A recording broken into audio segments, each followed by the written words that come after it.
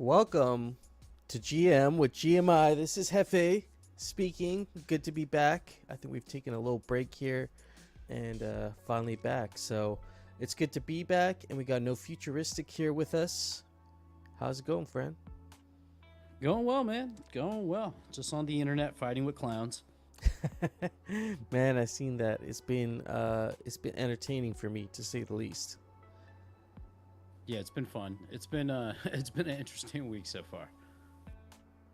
Yeah, so I've been kind of out of the loop, honestly. I was like trying to get the show going and everything. It took me a while. Like usually I can. It's kind of like flicking a switch. You got a couple things you do and you're ready to go. But I was kind of like, I haven't really been doing any of this kind of stuff for like 4 or 5 days since Sunday. So coming back here was kind of, it's a little bit, takes a little bit to readjust.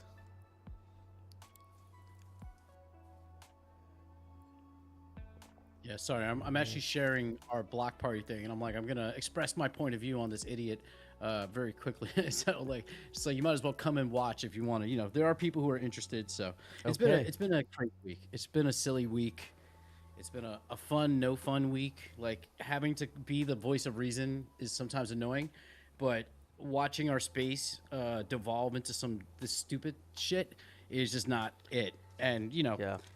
bear market, people are looking in. There's always rocks being thrown at us anyway. So I find it like, I just think it's important to call out the bad actors. I'm not even going to call him a scammer, but it's just a bad actor. And it takes away attention from stuff that's important and actually is going to lead to innovation and progress versus like just people regurgitating shit they read in a book that was written 30 years ago or antics that were made popular by P.T. Barnum a fucking 100 years ago, but also watching them do it in a half-ass way. It's just not cool. I'm also rolling up a blunt, so I'm multitasking here, friends. Nice. Well, I could appreciate that. I could appreciate the honesty, and I was surprised at the sort of reactions. I mean, in engagement farming, it is a definitely like that crazy engagement farming scheme, but like I was surprised to see like people and all these other more well-known influencers or artists reacting to the way they did. So I didn't think it was going to get a whole lot of attention at all, but maybe there's like more of a background behind the Ben coin. I was still trying to, it seems like there's some sort of a connection between Ben coin, this guy, BitBoy. Like it's a whole thing, right? Like it's not just a psyops token. Yeah, the Bencoin stuff, honestly, like that wasn't really on my radar. I saw it kind of happening. I follow Ben from when I had a Bored Ape. So just kind of seeing, like it progress. I ignored the Ben token. But then this whole thing with the PSYOP, it's all based off of the fact that, like, the TLDR is trust him. He made this work with Ben, which was just bringing BitBoy in to kind of like finalize the, and that deal isn't even final. Like he's standing on this, like, the fame of Ben token being acquired by BitBoy, which isn't even finalized. So now there's this like, whole send us money. We're gonna, we're doing this PSYOP shit. And it's just like the thing that I've taken away from this is you've been in crypto about as long as me. You've been in NFT Twitter about as long as me, Hefe. And like we've seen these acts before, but by quality trolls, quality influencers. Like Beanie Maxi, got in a lot of trouble, but this is his playbook. This is just being done like in a half-ass way, which is what like part of me is like even more annoyed by it. It's not like, we've seen these scams done, but the fact that they're kind of, or I'm not going to call it a scam. We've seen these tactics used before, especially for engagement farming, and to see them work now, but in such a half-ass way is kind of depressing because it's like, did this space not grow? Did we not learn anything in the last year or two? Like, is the attention span so short that these stupid antics still work? It's just mind-boggling to me.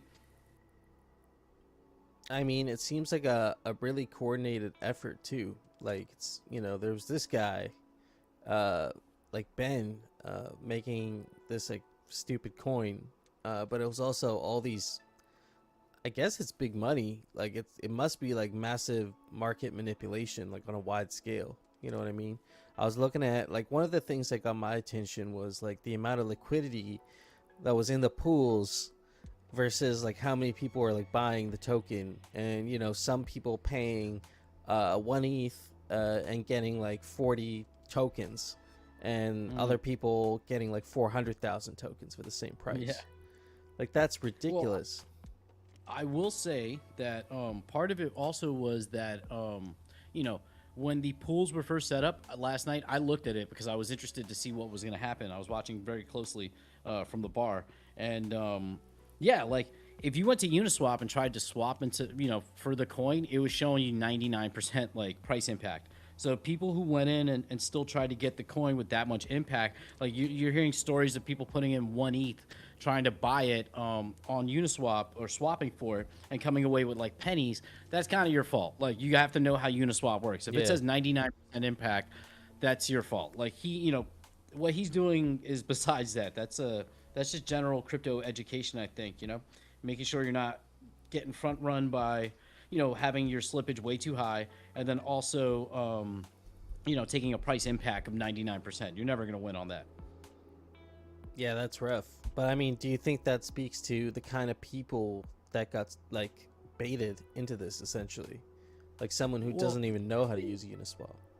Yeah, see, it's interesting because they've done, some people, you know, our crypto NFT detectives have done some like research and have said that of the wallets that sent, like the majority of them had been around for at least 400 days or something like that. These aren't new crypto people. These are probably people who have been in that circle. A lot of like, you know, NFT Twitter, who's been around since JPEG summer 2022. So these aren't rubes. I mean, other than that, maybe they are stupid. You know, these are, you know, people who are, you know, been in the space for a while. And I mean, but, yeah. Well, I was gonna say, even if you think of the magnitude, somebody made this point yesterday, like, it's only $7 million. It's not that big a deal. It's a big deal because it's still a black eye for us, but it is a small amount of money compared to like the EOS, you know, raise, which somebody was saying was like $1 billion or something like that. Big difference is there's no venture capital, I think, in this. Like, there are players, like there was a guy on a space yesterday. His name was veg.eth, VEG.eth, and he was like, check the blockchain. You can see that I put 20 ETH towards this. In the day since he's received his airdrop, his 20 ETH is now worth less than 2 ETH. That's crazy. And he was like, you know, he's like, yeah, I got a degen, we're going to degen. But he got wrecked. Like, this guy probably has money for 20 ETH, doesn't mean anything, but it doesn't feel like it's big investors in that sense. We're not seeing like, you know, Anderson Horowitz bring A16 money into this. We're seeing like, you know, the Pepe money rolling into something else that is dumb. Yeah. And I mean, that's the thing. It's like in these bear markets, everything seems really just predatory. It's like, you know, what happened with Pepe there with that pump got people excited. And there was like influencers and like, you know, coordinated parties ready to move in on.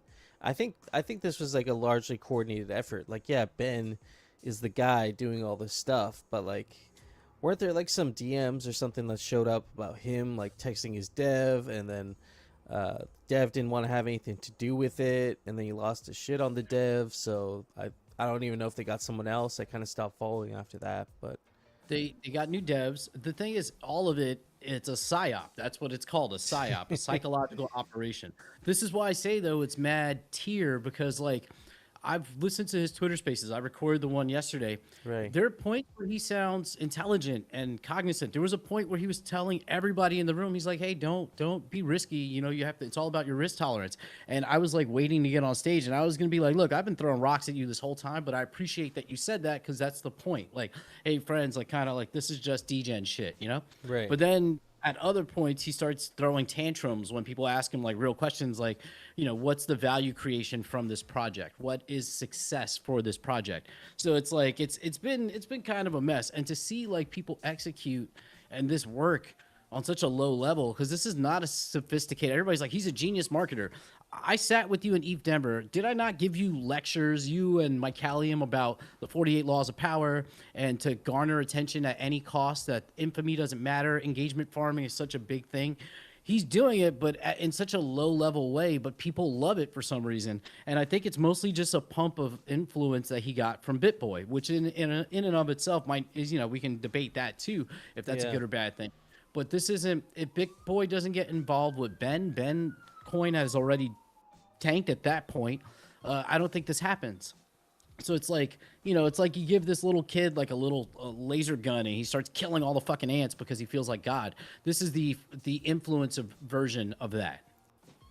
Yeah, pretty much. It's the irresponsibility, but like it is still a huge black eye for the space.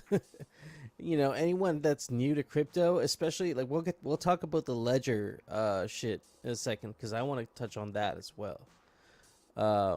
But the general vibes around crypto Twitter right now are kind of, I can see why people want to step away for a bit. Yeah, it's the ledger thing is intense. But then, ledger support did not make it any better when they responded. And they're like, hey, technically, we could have had a backdoor to your seed phrase this whole time anyway. It's like, wait, what?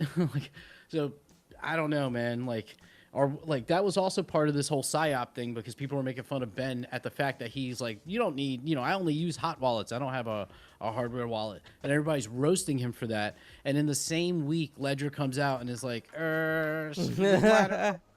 exploit. Sorry, guys. On PSYOPs week. Yeah, we have people get in. Like, the other thing is, like, Andrew Tate, man, that is not a quality influencer. That man's going to go to jail most likely for, like, the shit that he's, like, gone and been imprisoned for very recently. So, like, having him be, like, the superhero in this is stupid. Like, I thought he said he wasn't going to be involved. I thought he, like, straight up, like, denounced all that stuff. I saw a tweet. He did, but, like, even getting engagement from him, I don't see that. Even him, like, I'll drop it into the Discord because I've been a dick about it. The wonderful friend, his name is Pepe Shark. I just met him this week. He put out a, what's it called? Let's see if I can find it. He put out a meme basically and I've been using it over and over again. And then he actually gave me a blank copy of it. So I've been creating new versions of it. And this is the one I made. It's basically ETH Ben standing at that famous crypto party speaking to himself. I made this Andrew Tate one where it's like, Andrew Tate thinks my coin is some random garbage, PSYOP. Like that's a way to brag. I'm like, no, man, that's an L. Like, these idiots, these degens who don't understand like what's really happening, why we're in this space in general, think this is fun. It's not good. It like eventually this is gonna end up in the press, and then people are gonna look at us like we're idiots. Yeah, or worse, like you have Scammers. you have predatory agencies like the whole regulatory environment in the States right now, and them using any possible thing they can to forward their agenda, and being like, yo, look. Like, they'll look at this little small amount of money and make it a big thing and say, hey, look, $7 million was basically just like rug pulled out of the market, and all these people, little holders, got wrecked. But you made a good point earlier. It's like, I would never buy a token that was like rug pull token, like just for the chance that like rug pull token would fulfill its destiny and become a rug pull. So like, would it be fair to say, if you're buying into PSYOPs token, that you've bought into the PSYOPs, and if you got PSYOPed from PSYOPs token, then really, I mean, isn't it just that person's utility? That's the utility of it. Yeah, exactly. I mean, but then it's still like, I'm not calling it a rug pull. I just think it was like he put himself into a bad position. That's what I keep calling out. It's like, bro, you're gonna end up in jail. What are you doing? Like, you have the assets, you had the backing, you could have done this in a better way. Having all the funds go to one wallet, that's commingling of funds. We're already having an issue there. Like, there's like all this, like, he didn't KYC who he was receiving money from. So depending on jurisdiction, he has said he doesn't care about jurisdiction, which makes me think he's not in the US. But it is the wild, wild west in a lot of ways. But this is why I've like been so outspoken about it, because I talk to my girlfriend's normie friends all the time, and the first thought in their head is this shit is all a scam. And it becomes harder and harder to say, hey, it's not. So it's like, but I've always stood by and told them, it's like, hey, I'm known because I stand up and say, hey, that's a fucking scam. I called out the Zagabond with this whole fucking rugging multiple projects. I've been out there for a while when Revoke.cash thing happened with OpenSea, when they had their new contracts, and everybody was like, said that they were getting hacked because of the OpenSea contract, like showing videos on how to revoke that shit. This is important information, and we need people to stand up and say something. The good thing is there are a lot of people standing up and saying things. It's just I don't know. I could be a troll, and I love being a troll, especially when people are being dicks. And he hasn't blocked me yet, so I just keep throwing rocks at him. He actually retweeted me. He actually got me back today. I will give him a shout out for that because he got me. He got me good. He posted something that he was naming the website. I'm gonna bring it up on my screen. psyop.org, right? psyop.org. So I responded, and you can see that he deleted his tweet. I responded, "Is this pre-sale still open?" Laugh, and then I used this like GIF of the guy going to donate now for his website, meaning like, yeah, like we all know it's a scam because you have the pre-sale still open even though the tokens are going out. He retweeted this, but then deleted his tweets. Now it looks like I'm almost like advocating for the pre-sale. I was like, oh fuck. So I had to put a message under it saying, haha, you deleted the original tweet and retweeted this. I'll take that L. And said, oops, you know, so it's becoming like more of a game. He's acknowledged me once or twice, calling me a hating little scammer, spammer, like because I keep dropping messages on him. But fuck him. Whatever, man. I mean, it's engagement farming. It's like if you're gonna do it, everyone's gonna do it. Why not? You know. Well, we just need a record. He's getting sued. Apparently, there's a Twitter space happening right now with like 1,500 people. I told them I would attend if they let me up because I know some of the main influencers in this group, but they seem to not like. They've been very neutral, which I kind of appreciate, but they're also not allowing the opposite opinion to come out. Like it's more like they're giving him the benefit of the doubt and questioning it versus like letting someone come up with a brain cell and like ask a real question or say, hey, fuck this guy. What are we doing here? What are you guys? Why are you enabling this by just continuously bringing it? I mean, it's a soap opera. I get that. But part of the soap opera is somebody comes in and smacks the villain eventually, right? What if PsyOp's token goes way deeper than that? What if it's like some sort of a Fed ploy because Pepe token was so successful that now it's like we need a reason to regulate these shit coins. So we paid this Ben guy a bunch of money because we know he's an idiot and he's just gonna fucking pump this shit. And so they just pay him. They pay the weakest link in the whole ecosystem, the person who's gonna buy into it and just do it. Maybe. So I'll show you this. This tweet here, it's on my screen. I actually put this out a few days ago. This is from the 17th. It says a new theory. ETH Ben is a Fed and collecting info on players in this industry. This is how BitBoy crypto finally goes down and ETH Ben disappears with the PSYOP pre-sale funds, both a hero and a villain. Man, that would be a storyline right there. Yeah, but dang. I also saw a chart somewhere saying that they were showing because they were making fun of Nakamigos holders because they like had the most. They looked at all the wallets that gave money to ETH Ben. This is like 2 or 3 days into the pre-sale, and they were looking at the NFTs in the wallet, and the most wallets with Nakamigos were the most in terms of number of wallets actually donating. But then they flipped that and looked at wallets that were holding Pepe, and it was something like 95% of the wallets were holding Pepe that sent money to ETH Ben. So it is that rotation of profits from Pepe into ETH Ben. To be honest, I almost sent money to this until I heard him on a Twitter space.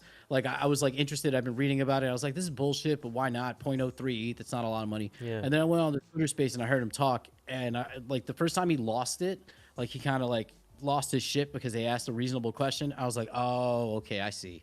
This is like this Beanie Maxi, but without the refinement. Yeah, man. Fun and times. And I mean, during the bull market, there were plenty of these, but they just kind of came and went. Do you think it's because things have quieted down so much and like we don't see as much of this frequently that now when someone does do something like this, it becomes like super obvious? I think it's just like, I think it is that to a degree. Is the bear market, right? Yeah. I feel like we all collectively, if you got into Pepe in the last month, there was this euphoria that we haven't had since the bull market. Mm-hmm. That euphoria, it makes us all feel like geniuses. I was telling my normie girlfriend this. I was like, look, like in an up-only market, you can't make mistakes. Like you can't, like, you know, it's like, all right, I put money in, it doubles overnight. Shit, I'm a genius, you know? But that's like, that you're drinking the Kool-Aid. That's not the reality. Yes. So I feel like once that euphoria enters, it becomes dangerous because now there's this vacuum that it goes back to being just a bear because it's not truly, you know, it's a bull market only in this one little slice of the market, not the full market. So I think sometimes scams can pop up because you want that euphoria. It's a drug. You want to keep, you know, who doesn't want to be a hustler that's like flipping coins, shit coins? Right. Like literally you put in $300 and make $5,000 the next day. that's addictive. Like Yeah. looking at charts all day, like it's hard to escape. And man, I've been there. I used to trade a lot of options. And so I got really sucked into that, and it was like a little trickle. You get that excitement every time, you make money on a call or put, you're like it affirms your decision making through this instrument that you're using, right? In this case is buying shit coins. But every time you do something good, it affirms your decision making process to buy that, and it makes you feel like everything you did in hindsight was a perfectly logical thing. In reality, it was all emotions, and like most of what we see in the markets are emotions. And so, like what you're referring to there is the euphoria that makes people feel. That's when the greed kicks in, and your targets for cashing out start become higher and higher and higher, and you convince yourself things that are, well, it's just not realistic, I think. So tethering yourself to reality while not using as much emotion, I think is kind of how I kind of think of it. Is like, even with this Pepe token, like, yeah, I was pretty early to the Pepe token. I haven't sold any Pepe token, and I should have, like I could have. But do I beat myself up? Do I think about it? No. I mean, it's at the end of the day, like when you look at my gain from what I spent, which was like $150, to what it is now, I've just over 3 billion Pepe. It just sits in my wallet, and like, yeah, I'm not gonna be a round tripper, but like the euphoria is there. I'm seeing there. I don't even want to call them fundamentals, because these are like, dude, they're like meme coins. I can't. They're not. Memes are not tethered to reality. Memes can influence reality, but a meme itself is not real, like the effect that it can have. So who knows where this Pepe token is going to go, but like my investment in it is so small that I'm willing to just see what happens here. This could be something that becomes huge, or it becomes nothing, but I think it has a good chance of becoming something. Yeah, I mean, I started with a little with Pepe. I flipped it a lot. I bought other shit coins that went to zero, like, but I took money out at points. Yeah. I still have a Pepe bag that I'm like, yo, if at the current price, if it went to 5 billion, which is within the realm of possibility, that's still another 10x for me. So it's like, yeah, I'll leave a little money in there. It doesn't, I have more faith in that. It's just like, my question is like, once, like, the point I want to make also was, with this whole event with PSYOP, it's only $7 million. I keep saying that it's $7 million is a big number, but it's really only $7 million. This isn't a liquidity draining event of like the nature of, like, say, Cool Pets, or like that took half an ETH from like 10,000, 20,000 people. That takes a lot of liquidity out. Other side, any of the mints that Yuga has done, which like hundreds of millions of dollars are like spent, or it's nothing on that level. It's worse though, because it's a black guy, and that black guy is a big PR nightmare.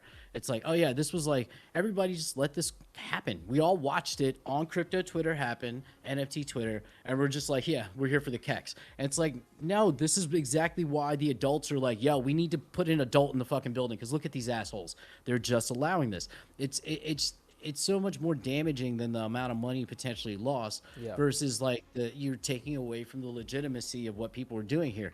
And it's fucking crazy.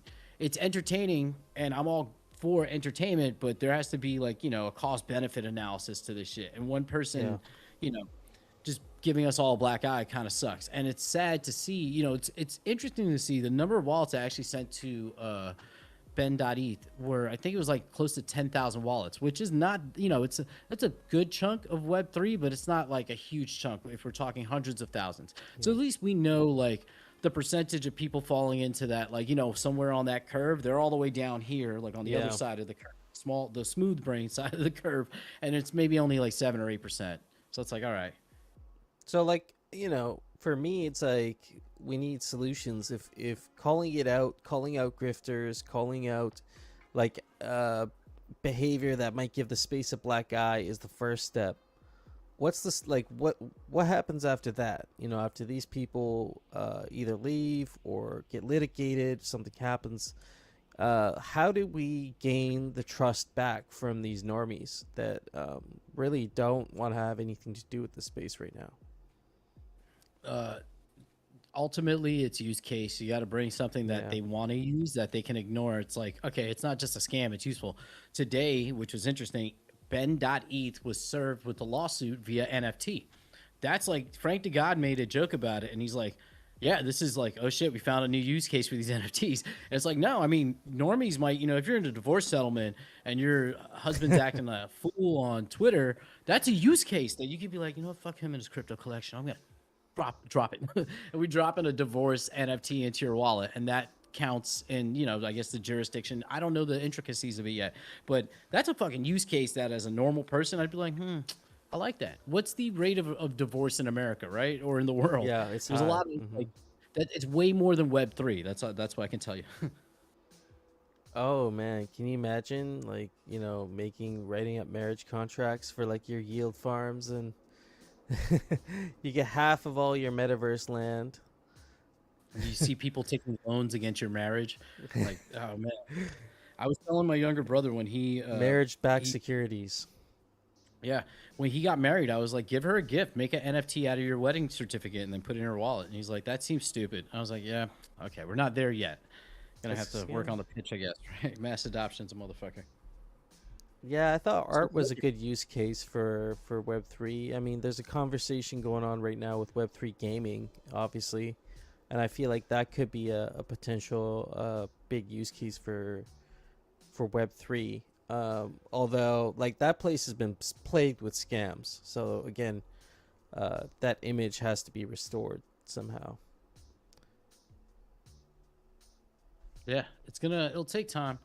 We'll see if this even raises. It'll be in the news. We'll see it in like a notable publication, maybe in the next week or two. Yeah, for sure. I mean, I'll keep following it, man. It might get crazier. Like these days with crypto shits, with like the whole FTX thing. Oh, actually, speaking of FTX, so FTX is actually suing Sam Bankman-Fried currently. That was just announced just the other day. Not on our docket for today, but that's just something I just realized I should have added that. But tell me about that. So I can't remember the exact charge, but they're suing him for like $22 million or something like that. Damn. Okay. Yeah. So it gets crazier. I mean, that man, at this point, if he gets prosecuted, they, he's going to have to pay something back, right? He's going to go to jail. He's going to lose everything. And he's going to be in debt for the rest of his life. So does another $22 million added onto that? Like, does it matter? Like, maybe. Would it matter? Like, maybe, I don't know. Maybe he can make it back. Some people do shit like that. But I would just be like, damn, I guess I'm, all right, cat food for dinner for the rest of my life. Nah, I don't think he's ever going to. Well, I think maybe if he ever goes back to that Bermuda prison again. But, I don't think he'll be eating cat food anytime soon. Yeah, he knows the right people. So there's an update. The PSYOP team just burned 6.9% of the total supply, worth $565,000. But it has a $500 million valuation. So how does it get to that valuation, though? That doesn't make any sense. Like that market cap. Is there really that much? Yeah, is there really that much money into it, or is it just what like? I understand, only 10% of the token has been released. Yeah, so it's like on-chain manipulation.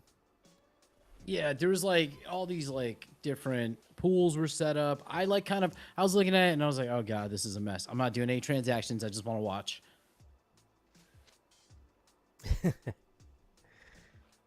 I see a question from Smoke Screens here. What is up with Code Lawless? Oh, actually, I can give you a little code Lawless here. I just got to get on my Ethereum wallet. Code Lawless.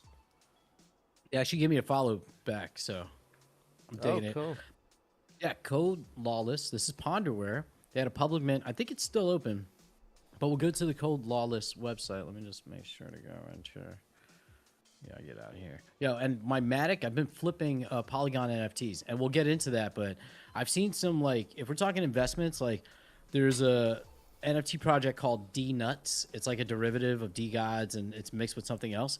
I went and bought 27 of them for, like, 40% of a single Matic, and now the floor is at, like, 3 Matic. But while it was so cheap, I was like, fuck it, I'm going to spend 15 Matic and buy, like, a Grail, like, number 45 in the collection. So I have it listed for 500 Matic, but I've already sold a few because I bought like 30 of them when they were at 0.4 ETH. So we're talking about 12 Matic plus fees. The floor's at 3 Matic now. So it's like, that's a big fucking flip. We're approaching That's a 10x. big I mean, deal. it's small numbers, but it was like, yeah, the Polygon NFT system ecosystem is starting to heat up. And it's just giving me like early ETH vibes because there's not a lot of there's like volume, but there's not everything. You know, it's pretty cheap, so you can shoot like in the dark at 10 different projects and maybe hit one. Yeah, We'll talk about that a little later, though. yeah, absolutely. I see you're on Code Lawless right now. You're on the website. I love the UI actually. It's really just like It's really chill. yeah, exactly. Okay, so looking at my wallet, right? So there's a manifesto. I'll read it here. We are the lawless. We recognize the crumbling institutions that control our lives and choose to opt out instead of fighting back, to grow the new, to subsume the old. It isn't chaos, it isn't destruction. Code is a refuge from law. Code runs without regard for jurisdiction. Code returns power to the individual in ways unprecedented in our era. The lawless choose their code, and in doing so, choose their rules, roles, and responsibilities. But not answering to law means not resorting to it. It isn't safe. It isn't for everyone. Maybe it isn't for anyone. But Code Lawless is here for those who choose it. Those few prepared for the solemn act of choice. Code isn't law. Code is lawless. And then you can sign, which I have. And these are all the, this is the manifesto. These are all the signers. That's me. Yeah, no futuristic.eth. So yeah, manifesto. We have our cloak net. If you go to your wallet and you have a transponder that's been signaled, you have peer strength. So I think it's like 2 for each one. This is the manifesto law seal. I have that in my wallet. And then I had originally 4 transponders. No, I had 5 transponders. I signaled 4. And then the day of the mint, I bought an extra 3. Because depending on your peer score, it would affect the lawless that you got. So these are 2 I minted. They were 0.08 ETH. It's like, I don't really even understand it, but like to do the mint, you had to do a journey, which is on the first page. You had to like kind of play this little game to get through to the mint for this. And then there was actually a whole bunch of shit that happened before this. Choina can really answer it because Choina was there for that, where there was like an interactive mint to get the transponders. I bought my transponders secondary market. So basically your character is going to be like your character in the game, I guess. And I don't know anything about like what makes what. Like one is animated, the other one is just kind of there. I don't know if this is a zombie. I don't know what the hell is happening on the left. But yeah, it's just been this mysterious kind of interactive thing. Like, and the cool thing is we have this cloak net, which is a chat room. If you have the tokens, sign in with Ethereum. There we go. So on launch day, there were like 130 something people here. And this is just our own on-chain chat. You have to have a lawless to get in here. Not lawless, a signaled transponder. Once you signal the transponder, you are on CloakNet, which is our way of communicating around what I guess in the game is called redacted. It's just like every time you see it mentioned, it's redacted. There are 2 characters, it's Harry and Frank, that we've seen. From my experience, Harry's trying to, save the world while Frank is dicking around. So you'll see me post about that. It's interesting. So yeah, like I'll be in here and I'll see Lost Local and Choina plus some other friends. We started following each other on Twitter. So it's like this, like, I don't know. It's like a weird little thing. It's a lot of fun though. Wow, I love how they're making it so interactive like that. So are each of these things you're seeing here NFTs? Like this transponders an NFT, those characters are an NFT. Yeah, all of it. Steel is in my wallet on OpenSea now. What you did was you bought a transponder. See, this is a non-signal transponder. I bought this one. Actually, it's this one, I think. Maybe it's this one. And then when you, with your non-signal, no, it's this one, because it's the only one without a message. The non-signal transponder, nope, it does have a message.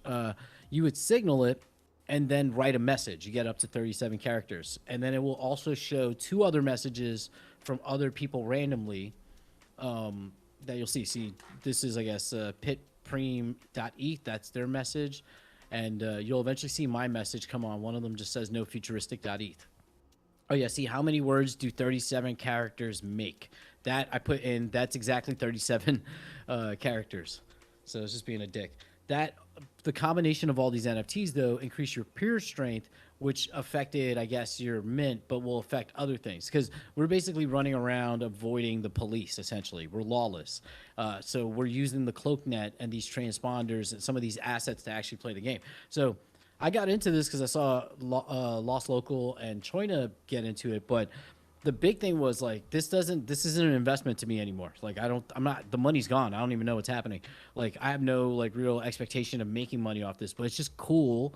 It's just like kind of, you know, unique, kind of cool thing. It's made by Ponderware and they made Mooncats, so it's like I like the experience, the activity, because I don't care about the money aspect. The mint for this was zero point zero 0.08 ETH for the character. I don't know if it's going to be like a game that's, you know, play to earn or whatever the hell, but it's just like, you know, we're just going on this ride and seeing what's happening. Oh man, you just said something that got me thinking. You know, just before we got together, I was thinking just how currently the current state of you know, GameFi, or you know, decentralized finance being used with gaming is sort of like these money games. And you get in and it's about trading assets, trying to get the more valuable asset, or trying to make money off a tokenized system, or you know, there's always some sort of a monetary incentive or disincentive involved with the current state of Web3 gaming. And so, you know, there's an argument to be made there that having too much of that in a game kind of takes a little bit of the fun out of it. And so what you're saying kind of there is like, because you don't care about the money, it is a more enjoyable experience, and now you're just kind of on it for the ride and seeing kind of where this all goes.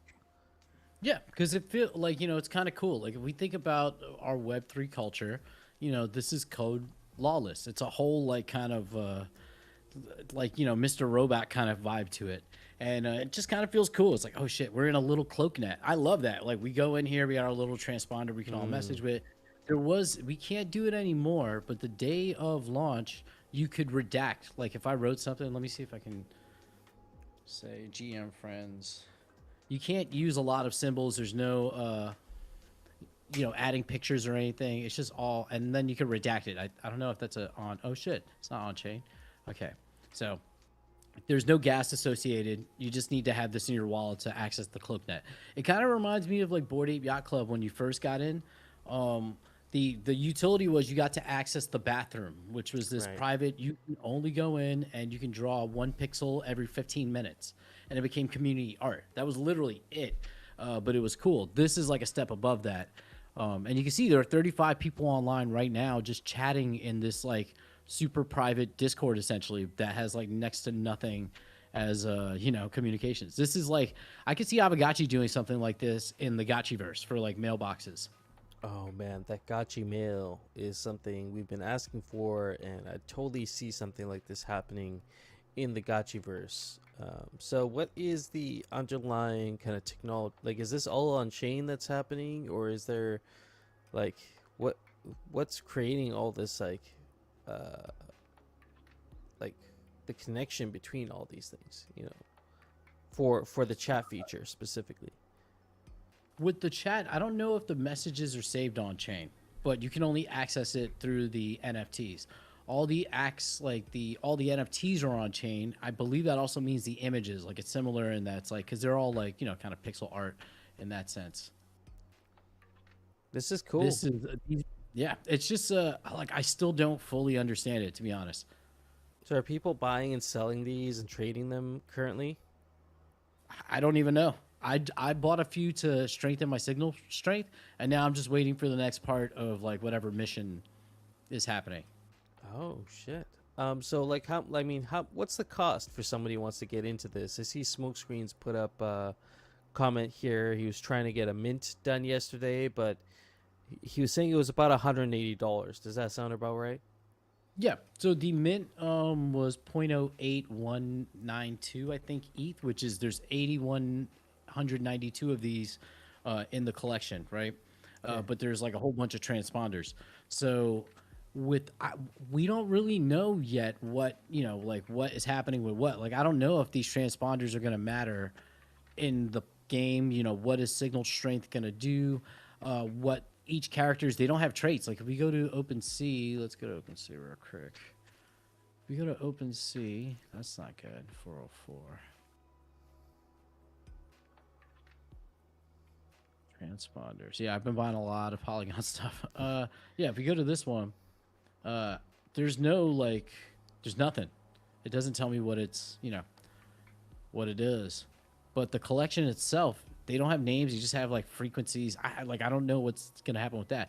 So right now the floor price is actually under the mint, so you can just buy one off the floor for 0.04. I don't think it's gonna mint out because like when they announced that the price was 0.08 ETH, people got pissed and like started kind of fighting back with them. They're like, "Yo, we've been following along. We paid gas to fucking do these transponders, like because you have to signal."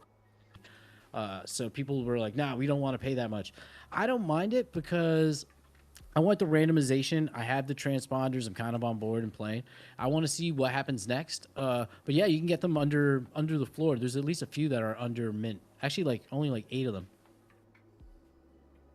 Oh wow! So this is I think you mentioned ETH. So is this on layer 1 or is this Polygon? It's layer 1. Okay. This is cool. I mean, this is the kind of meta game that they're creating here. Is that this could lead to a metaverse eventually, but I could see this is like the character building part, the world building part, and like players are fully involved with that part. Yeah, I wish I recorded video because I didn't. There was video that could have recorded of the mission. Like it was basically you're a player and you have to click on parts in the map and interact. So like, oh, this guy, you need to distract the guard. So like go and like, you have to figure out that you have to go into the other room and jam the coffee machine so that he has to go and check it so that you can sneak in and steal something. It was kind of like that, but it was very simple. It had like little question marks, so if you got lost, you can do it.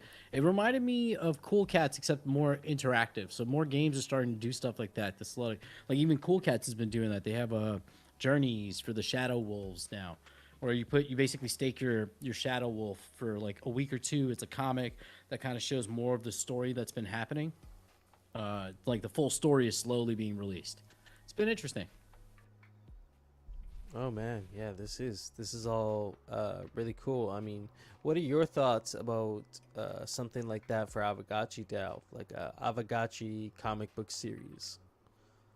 I think it'd be easy. A lot of bigger friends like have said it's a waste. I don't think so. I think collectible anything that gets us more into the lore, because our lore is undeveloped if you think about it. Like the community is making the lore right now, and that's not to say that Pixelcraft isn't working on it. It's just that we don't have any of that stuff. Like I would love to see what the storyline of the Aavegotchi are. The storyline of the Aavegotchi in my head so far has been, like what the 9 adepts. That's the only real reference point I have. And we made that pretty much. We made that, yeah. So like outside of that, there's like inklings, but I would love to see Pixelcraft put out like a book of anything that tells us kind of like, like I think of Star Wars, we can get a little slice of the universe without getting the whole thing. But yeah, anything like that would be great. I would collect the Aavegotchi comic book. If you look at my screen right now behind me, I currently have, what do I have? On this side, that's the Cool Cats comic book. I got a physical print of that. What? Yeah, Cool Cats comic. That was a cat. Cool Cats comic book in the background. I have the on the other side. I had a Gutter Cat Gang comic book. I have Goob's Liquidator, Licked or Alive, wood press thing. Hell yeah, let's do a comic book. Why not? I think us knowing lore in and of itself also serves as roadmap for the story. So like giving us like kind of a hint of where we're going. Like we're getting that now because we're doing these sacred root things with these raffles that you can feed money to. But let's get more of that. I think they're working on it though. There's more coming down the pipeline. They've been hinting at it. So this Saturday's hangout should be interesting. That's at 2 p.m. UTC tomorrow morning. So yeah, it's there's always some alpha at those meetings. Yeah, but yeah, that was Code Lawless in a nutshell. We were talking about SBF, but you mentioned earlier. I guess we should get back to it. Ledger, yeah. Yeah, and please put some. I know you have a. Actually, I can find the article. You can put that. Okay, yeah, you got it. Perfect. Yeah, so this is just like Ledger's competition now, and I haven't got one yet. I got to do a little more research into this, but basically what's happened with Ledger, maybe we can talk about that real quick. I don't actually have the tweet, but if you have, I don't know, if you have it bookmarked, we could look at the tweet there. Basically, Ledger announced a feature that would cost $10 a month, and this feature would allow you to basically give them access to your seed phrase on your Ledger device. They would basically break your seed phrase up into three pieces. It would be encrypted, which is the only thing you could say in favor of Ledger, is that they wouldn't actually see your seed phrase. But who's to say? And they said it themselves. They came out with a tweet again saying, we could have done it if we wanted to, which made people really nervous. That the capabilities for firmware, malicious firmware, to extract your keys could be pushed through the Ledger device. And the major challenge here is the fact that they are a closed source protocol. You cannot see what backend software is running in the back in as part of their software. So your only choice there is to trust them. And we know in crypto, you don't trust, you verify. And so if you are using a device for the purpose of a trustless cold storage device, and now you've reintroduced the element of trust, you have essentially compromised the device, whether your cryptocurrency wasn't compromised or not. You have still compromised the at least one facet of security for that device. And Yeah, I so, agree. yeah, that's and so in principle, I don't want to be major fudding Ledger users. Like, you don't need to drop everything right now and get everything off your Ledger, but it is something you should be seriously considering. You know, there are other options out there. There aren't that many, which I was surprised, but uh, I wouldn't consider getting a Trezor. Honestly, they are open source, but they also work with a blockchain analysis company. They have had contracts with blockchain analysis companies, and they work with one of the major ones. I do not know the name off the top of my head, but I wouldn't maybe trust Trezor either. So that doesn't. The two major offerings are kind of off the table if you want like a truly secure device. That I was on the search for that. That's what I was looking out for. The same goes for, like, if you look at other products like the Grid Plus. The Grid Plus is another one, and it looks interesting up front, but it uses like these strange seed phrase cards, which kind of make me a little bit sketched out to be using like credit cards with RFID chips with seed phrases on them. I'm not really a fan of that. So that pretty much leaves like air gap devices on the table. So it's like an air gapped device is not connected to the internet. There is no there's no wired connection. There's no connection of any kind to the blockchain. So the way you use it is you have your QR codes. So you have your QR codes for your MetaMask. You have all your QR codes for your public keys, and your private keys are stored on this cold storage device. So, yeah, it's just, I don't know. What are your thoughts on this whole Ledger situation? What are your thoughts on this new element of trust being introduced, and kind of what are you doing, if you're doing anything at all, to kind of mitigate this? Okay, if you look at my screen, I believe this is the correct. It might be a fake. I don't know. I saw this around a lot, but this is the response from Ledger support, and it's like, There oh you go. man. Thanks. Yeah. Technically speaking, it is and always has been possible to write firmware that facilitates key extraction. Yeah, I've always trusted Ledger not to deploy such firmware, whether you knew it or not. I mean, it's like, oh God, who wrote this? Like, this had to be a dev. Oof. A dev. It was a Pisces dev that was having an off day. And it was like, fuck, why are you testing my patience today? And he wrote this shit. In terms of my own thing, I do have ledgers. I want to know if the Aavegotchi DAO is going to buy me a new device since I just bought this fucking hardware wallet just for our Signer token.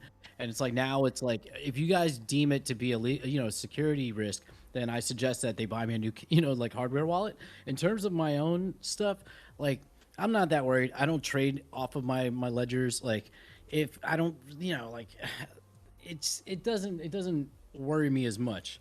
I think it's an abstract thing. It is definitely a potential risk. I don't know what the alternative is. Honestly, it would be like open a wallet, use that wallet as a vault, only as an inbound wallet, write the, seed phrase on a piece of steel, put a hole in the side of my wall, hide it somewhere in my house so that no, like just some shit like that, or like can't even put it in a bank because they can take that shit. Like, yeah, you gotta fucking bury it on your compound somewhere and hope. It's either that's the extreme. The other one's like, ledger. Out of a 1 to 10, how do I think they're gonna fuck up? Like any worse than my hot wallet would? Am I willing to take that risk? That's really the question. I'm not really super like scared because I don't have that much. All my NFTs are worthless, so it doesn't. No one's stealing shit from me. You can take my Pepe, but that's not that much.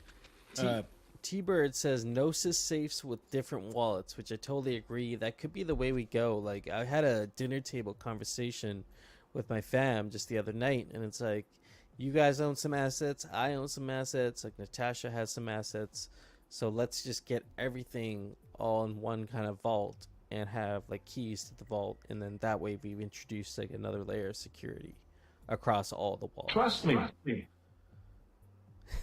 Yeah, I don't know.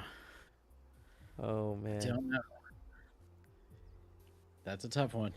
It'll work though. It will work, assuming that like, depends on how decentralized you make it. Yeah, that is true. But I mean, what you saw from Ledger there, that's going to get people nervous. It is important to mention that what they were referring to earlier is a paid service that you would have to pay $10 a month, including a KYC, to be able to use this like seed storage and recovery service that they have. But of course, we go back to the original tenant, not your keys, not your coins. I had a really good joke, and I have to find it.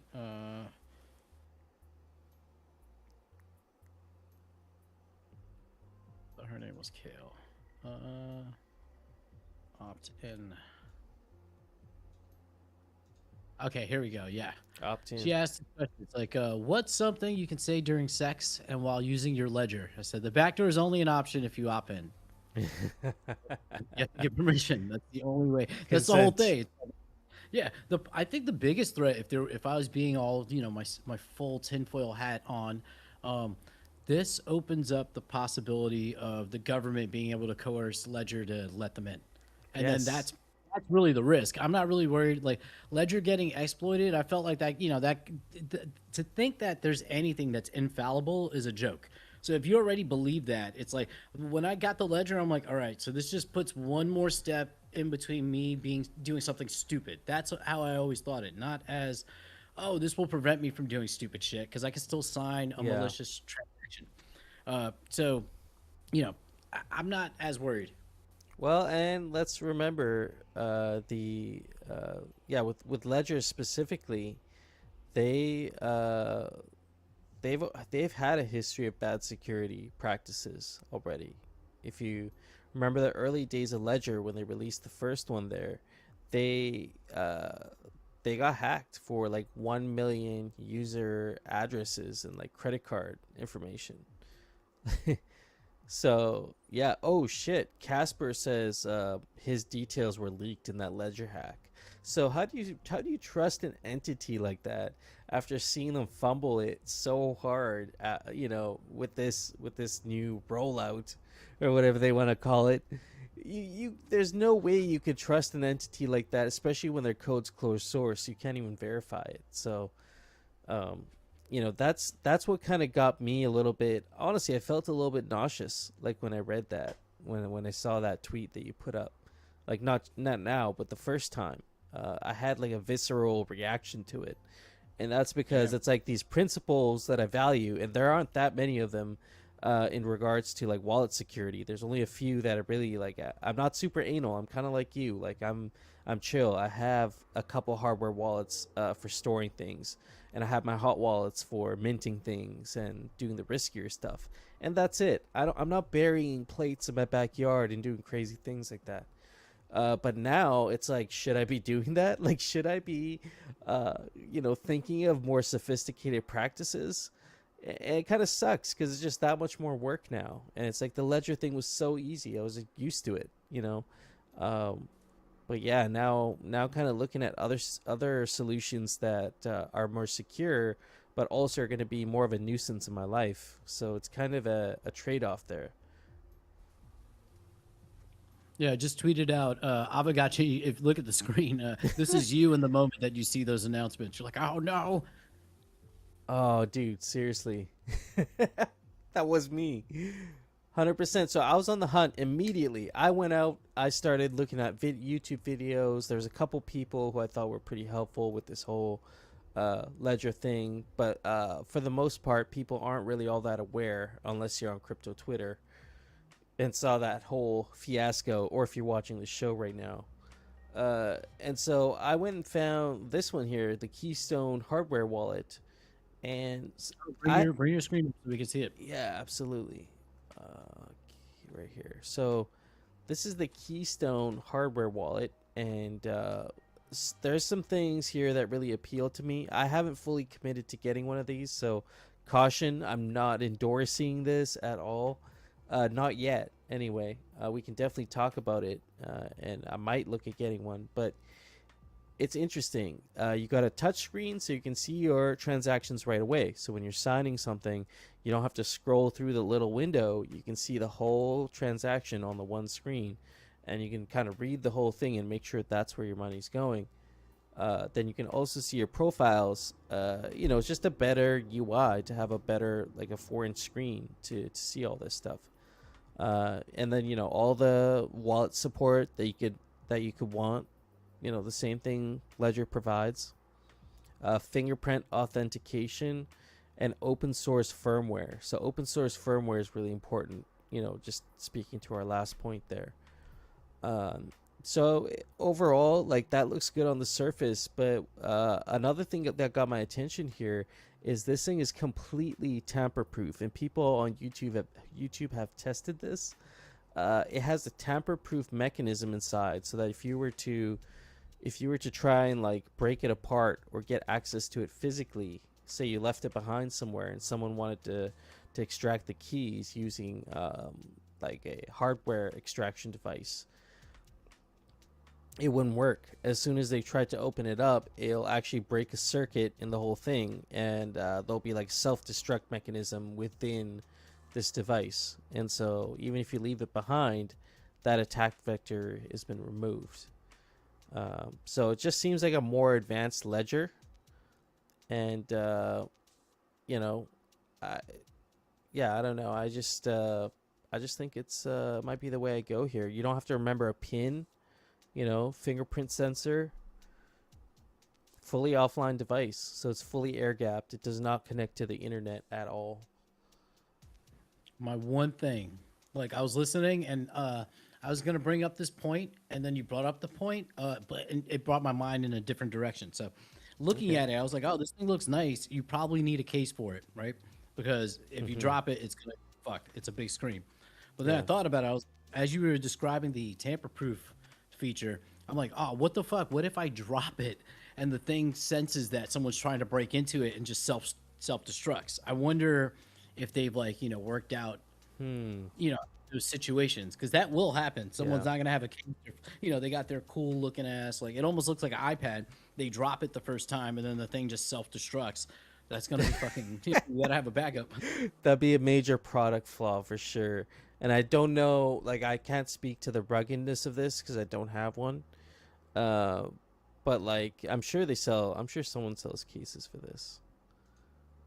Sure, there's they do sell an actual physical metal tablet, like those plates that we were that you're referring to before, and you could easily have that as your backup, so that if you did drop it, you have them like hard, like hard coded or not hard coded, but hard engraved or whatever into your tablet. I mean, it is a curious thought though, because it's like, man, we're over here, we're carving these phrases into these tablets, and they have codes to these ethereal virtual currencies that you can't see or touch, but they're there. Is like, are these like the cuneiform tablets that you see in the like the Egyptian pyramids? Like, are we just looking at their seed phrases? Like, will that knowledge just uncover like vast amounts? And this is totally a high thought right now, but would it just uncover like vast amounts of wealth and data? You know, can you imagine something like that? But I don't know. Went on a tangent there. Are you smoking anything tonight? Oh yeah, I smoked a lot tonight. Actually, I was having my usual vape bags, but I haven't been home for like 4 or 5 days. So, just on the road, we've kind of been just smoking little joints and stuff. And so coming back here, you hit the vape and you get annihilated. Yeah, see, that happened to me yesterday. I had my I've recently purchased 4 vape carts, and they're really good. They were only $25 each. So I was like, oh man, these are great. And then like an ounce of like some good bud.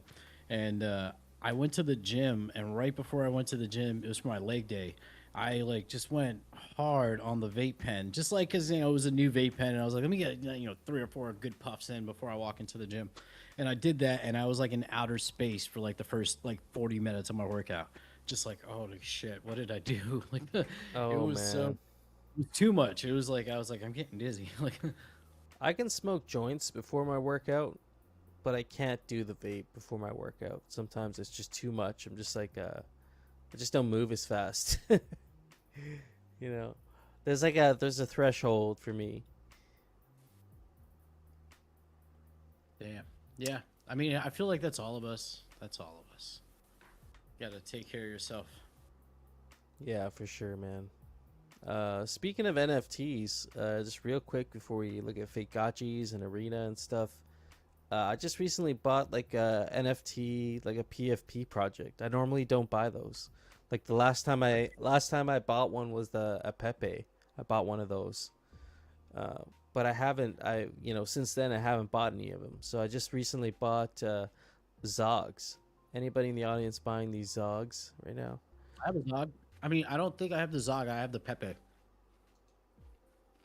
Oh, do you have like one of the Pepe Zogs? Yeah, it's somewhere in here. I have 2 of them. I might have the same ones as you. Let's see. This one, yeah. The Zog's Pepe. I have 2 of these.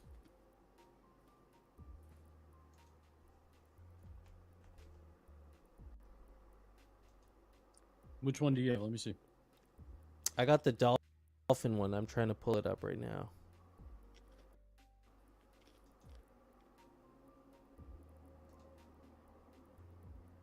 Here you go.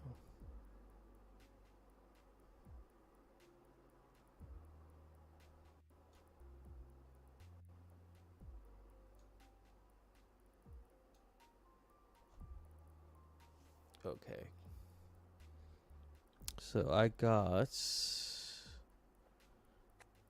the dolphin Pepe, the flippy Pepe, somewhere down here.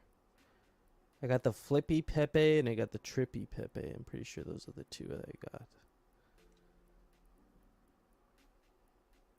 Where are they? Oh yeah, right here. I got the flipper Pepe.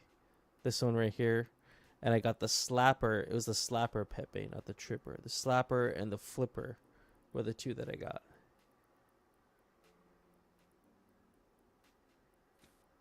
So I Which can't. collection is it? Zogs? Zogs.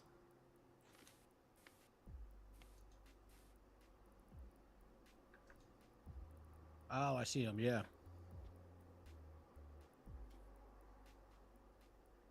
So I don't know what's up with these. Like I didn't really research the collection or anything. I just like Matt Fury's work, so I'm like I'm gonna buy one of these. So I bought one of the flipper Pepes and I bought one of the slapper ones. But like, do you know anything more than that? Like I'm kind of just like I'm just I just bought it for the culture. I like Matt Fury. He's the original artist for Pepe, so I just thought, well, I'll just buy a couple of these. But do you know Yeah, anything more about Zogs? No, I know I bought the other ones because they were supposed to have some burn mechanic to get something else, but I just wasn't paying attention. I like the frog, so I was like, all right, these look dope though. I like these. There's like such an array. I would get that, and they're all cheap, like 0.01 ETH is Yeah. nothing. It's like a Jimi Hendrix stoner dog. That's dope. Yeah, man. Like these are the PFPs I like. I'm like, I just like the art. Like it's just cool. Like maybe there is a burn mechanism, and I should probably look into that. But Well, right. each individual art piece is only like 700 in the collection, 750 for some of them. Yeah, I'm not really sure with that. Like what's up with that? Because you can see, yeah, like some of them are 750, but then you look at the ones at the bottom.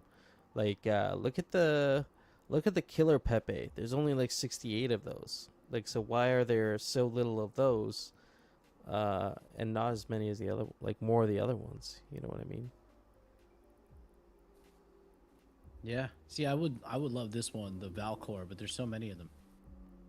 Slapper, the Dark Lord. Which one? If I was gonna get one of these, which one would it be? Kind of like the Troll Pepe. That's my mood right now. Troll Pepe. Oh yeah. I almost made my PFP the Flipper Pepe, but I just recently changed my PFP, so I might do that later. I don't know. Yeah, these are dope. Heads collection by Matt Fury. Heads. Okay, I haven't looked at that. So is this, I guess this is like his like open mint. Okay, so heads look like it's a 1,000 piece collection. So this is like a way more exclusive thing. These are like the Matt Fury PFPs. Oh, I like These are cool. I like such like I like the variety between each of the characters. They're truly like unique.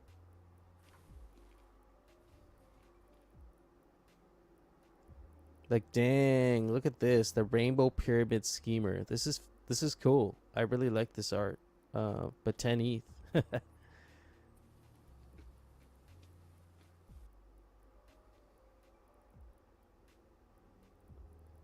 He did a pretty great job with these.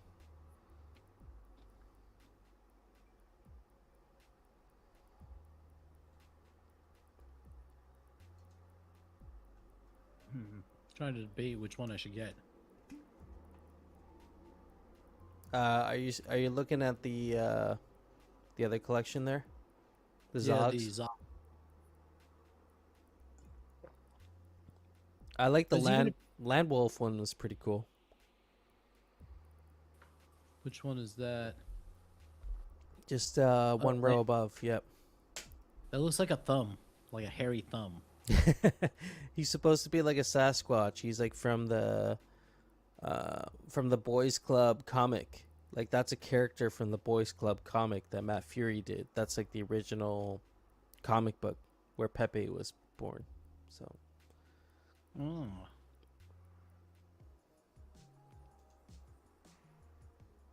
Yeah, let's see.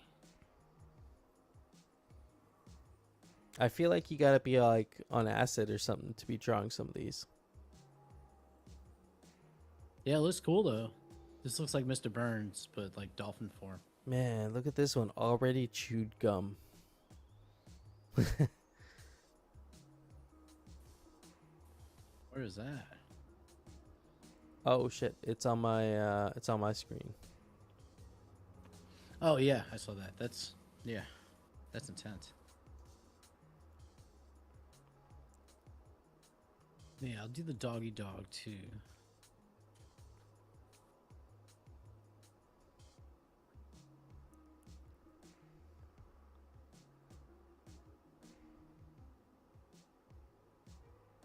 Do you think each one of these was hand drawn? Do I think that, or that's a fact? I don't know. Like, do you think they were hand drawn? Yeah, I could see that. they look good. Now my question is, because I'm sitting here, I'm thinking of my price range, right? I want to get something pretty rare. Like I can get the fat Pepe, but aesthetically that doesn't appeal to me. But the price is good, and it's only 78. Right. The Flipper Pepe, I like the visual of it, but I don't want to be a copycat, so I need to do something different. Troll Pepe, I mean, if it's a vibe, but it is 100. And then going for this one, I would go for Smoker Pepe, but 144 is too many. I don't really like the Ripper Pepe. I could see you actually rocking the Smoker Pepe, but like, yeah, it is a little bit on the high side. Yeah, I'm thinking Troll Pepe. I guess that's what I need. It fits your current state of mind right now. Yeah. What's the gas looking like? Come on, don't fuck me now. Complete the purchase. There we go. Switching. Ooh, smokescreen lens. Yeah, Astra the Shaman. I gotta get off my ass and make that happen. That's waiting in the queue. I gotta mint it. So I'm gonna mint it, and I got the list of people I gotta send it to. So I gotta do that pretty soon here. And actually, I got another Aavegotchi I'll be putting up pretty soon here. One for Bitcoin Miami, which is officially kicked off just as of yesterday. So in celebration of Bitcoin Miami, I'll be publishing a piece. And then, of course, we got Fake Fest coming up. So I'm going to try and work on a piece for Fake Fest as well.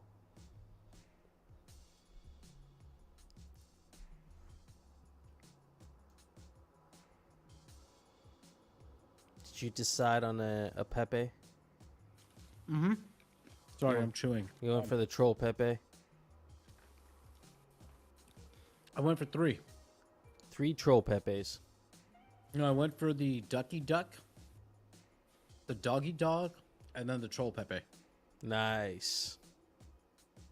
Oh, yeah, Ducky Duck's pretty cool. Yeah, Ducky Duck looks cool. Same aesthetic. Kind of, that's me, yeah. Yeah, chill. Yeah, the dog is, that's my vibe as well. But the troll's like, it reminds me of like a gargoyle. It's kind of cool. But he's like, meh. Oh, dang, look at this one, dude. Forg. It's like a cyborg Pepe. Oh, I saw that one too, yeah. Dang, dude.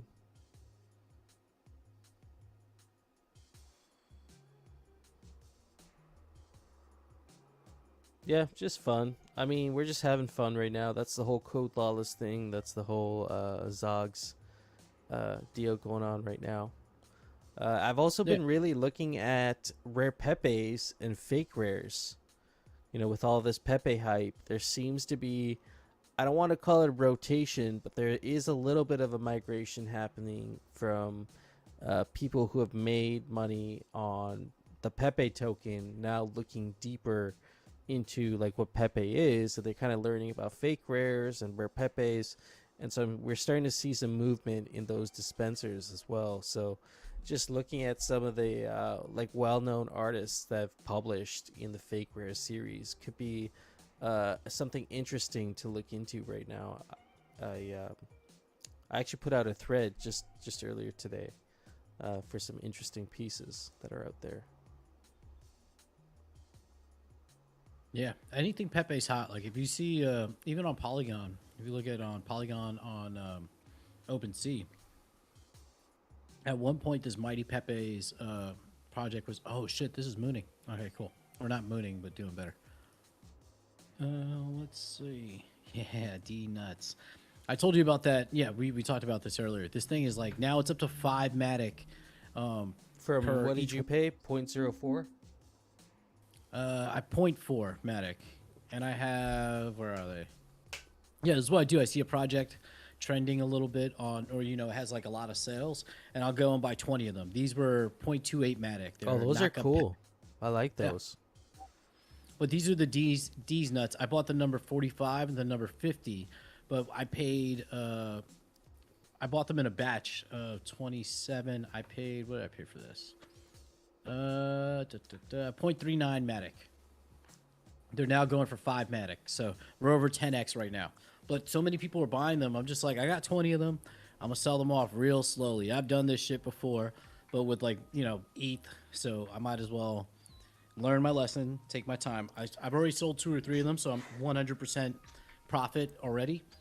sitting in Matic, so just gotta play around a little more. Actually, I Oh should list man, another one. yeah, that looks good. Yeah, it's I actually like exciting, man. visually. I like a lot of those actually. Yeah, this is the one I have for 500. I kind of like it because it's like, yeah, it's so garish in a sense. But then this one was the cheapest crown one I can afford. This one, and I really like this one. Oh yeah, that one looks like a G. Yeah, this is the number 50 ranked. But when I bought this, I think this was 5 Matic. The other was 15 Matic. So the floor is now what I paid for like this Grail. Oh Let's dang, list. Yeah. a lot of volume on these NFT collections, or like what's the volume on this one in Matic? Let me list this, and then did I already list this? Oh, I guess I do have it listed. Oh, this is near the floor. Great. The volume on this is 6 ETH volume. And it's just been out for like 3 weeks, 2 weeks, something like that. It's been out since April, but like, say this one I believe was a free mint. Oh, okay. Yeah, so that's pretty good. Yeah, so there's another project, Mandrills. I sold out of it already, which was a little too early if you ask me. Where are they? Mandrills, these. Drill Club. This was a free mint. I bought in like around 20 Matic. I sold out 2 of them at 40 Matic and the last one at 70 Matic. And it's just continued to pump. But this was a free mint. Oh, dang. Yeah, there's some movement, like this I'm looking forward to. This, I bought an Alpha, which is one of the cool looking owl PFPs for Matic. It was like 470 Matic. They airdropped me this this companion, the Galactic Eagle Gang, and it's now worth 145. They're going to be doing a review tomorrow. I bought a second one for 100 Matic, so I don't know what I'm going to do, if I'm going to sell it before the reveal, but it's like there's only 13 of them listed on OpenSea right now. So it's like the floor goes up pretty quickly. So sorry, what is this reveal for? Have they shown you guys like what these things might look like, or? Yeah, there have been some. They're part of MNFST Labs, which is also Alpha, and which is Mr. Mint. So see, these are some of them. These Galactic Eagles. Okay. This one's a one. Yeah, and it all comes together in like between. I mean, this is the wrong thing. Between the eagles and the owls, I guess. Yeah, it's another one. Eagle, eagle, eagle. But it's also like going to be part of a play to earn game. Apparently, I don't know enough about it, but I've just been trading all the PFPs because they're cheap, and because it's Matic. Well, this is dope. Yeah, this could be a fun little flipping game. Out of all the NFTs that you own, which ones would you say are gonna do well in your opinion? I'm thinking the D nuts because it's already up like 10x, so I could see it going because like 6 Matic is nothing. People will pay 6 Matic if they see something trending, and right now in the last hour it's had 64 sales. In the last 6 hours it's had by sales 595 sales. So that's good. That's a good number of sales per hour. It means people are picking up. And it's been on this trend like for the last couple days. Yeah, 1,400 sales in the last 24 hours. So like people are.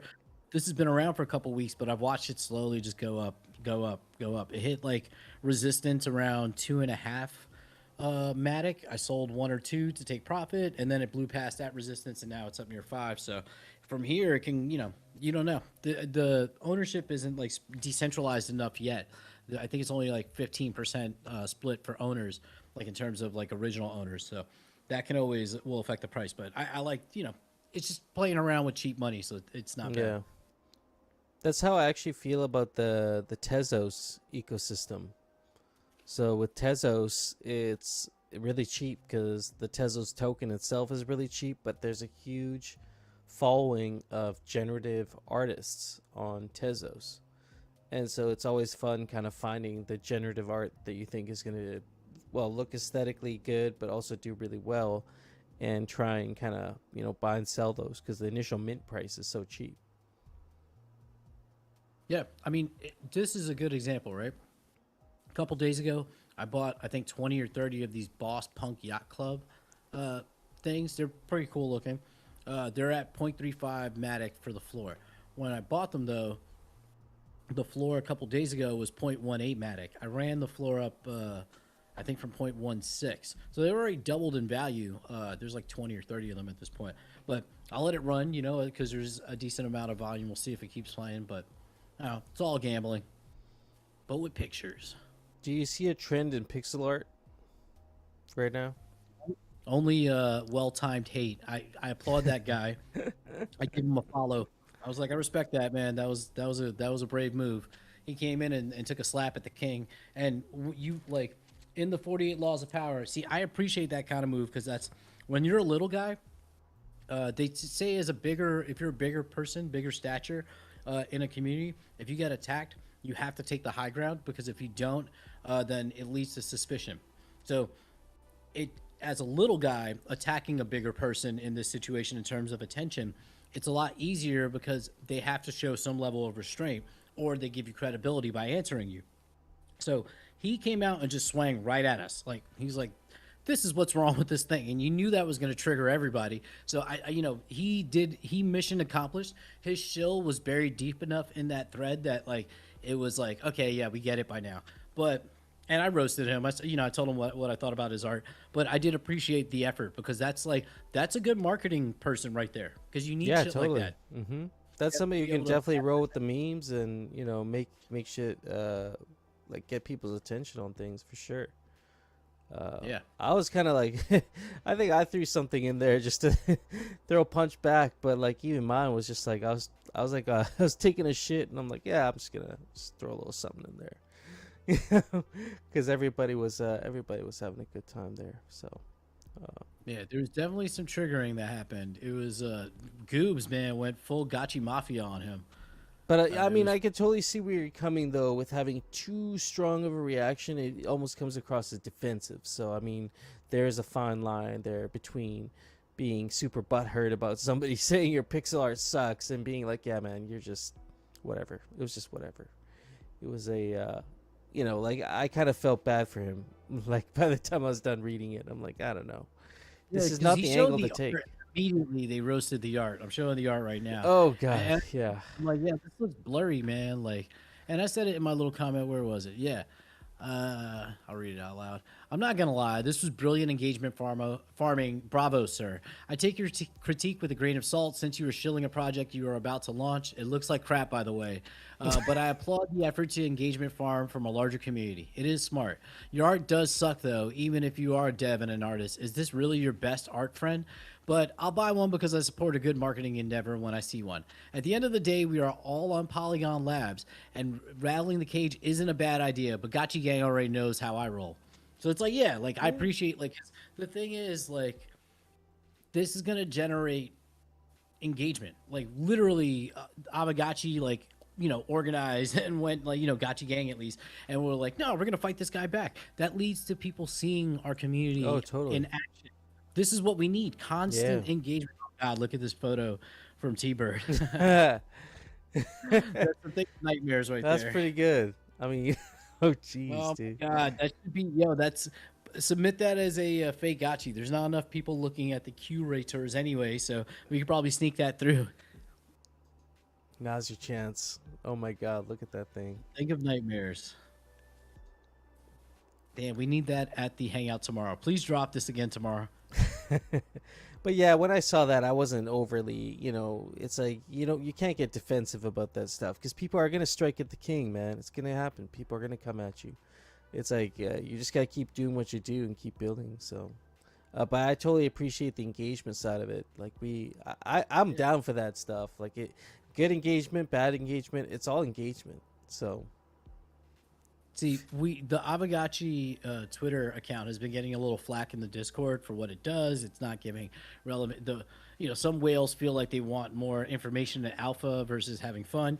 This would have been a great opportunity for the account to slap back in a fun, pokey way. Yeah. And like I would have went and took a image of the mythical wearable, right? The gotchi that's dressed as an artist, and say, hey friend, we've seen your art. Maybe you want to take a class with our master over here. Just DM and we'll help you out. Like a not, literally a slap back without taking any offense to what they're saying. That would have been an easy like ratio, like in the book. Yeah, absolutely. Yeah, I would have loved to see an official comment from, like, from the. I mean, nobody else wants this, but like the Aavegotchi Twitter responding, that would be great. Yeah. Well, I mean, speaking of that, maybe we should go look at fake gotchis, see what's up there. Yeah, we got 33 minutes. Let's do it.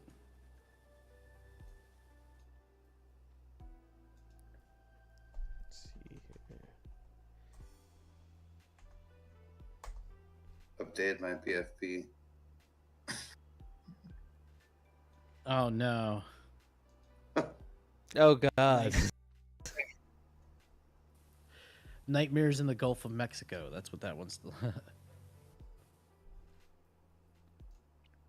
This is the So I'll gotcha change you our get. profile picture to that. Twitter. Hey T-Bird, I want to tell you, make those hoodies available for sale. Oh yeah, the Yeah, I hoodies. think I'm gonna try to do a Shopify or something. We'll see. Yeah, because I would definitely buy a hoodie too. I think I'm gonna do just the black and white ones, like black hoodie with white, like Bored Ape Yacht Club style. Just that white on black. I just like it, man. And I'll keep the colored ones, for the people who buy those high ends, fake gotchis, Right here. the 420 and up. I don't know if I'll be able to sell them, man. It's gonna be a challenge. We'll see. How much have you raised so far?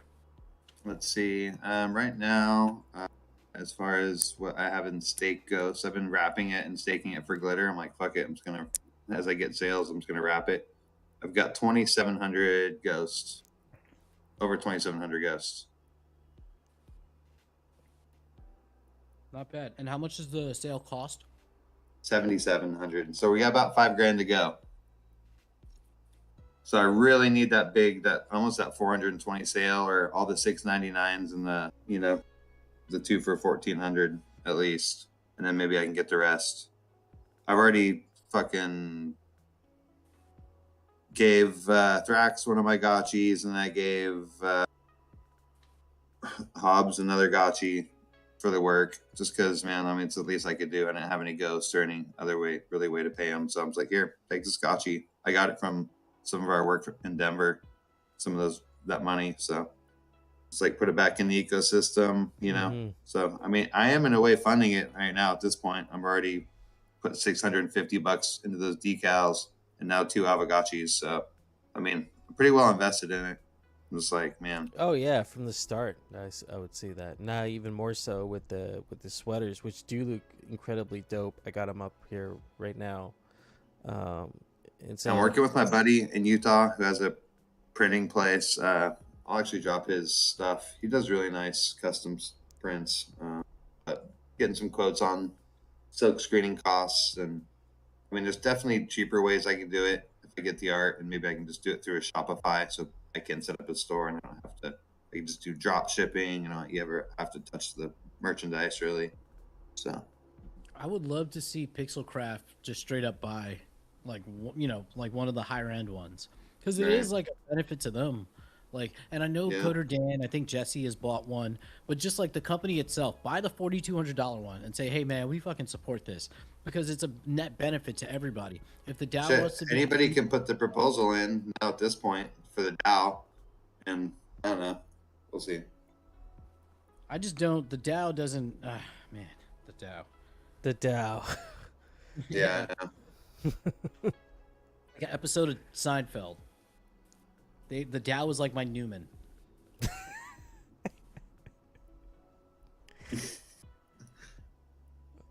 But we got to deal with it, right? Yeah. Did you have any trips today? Not today.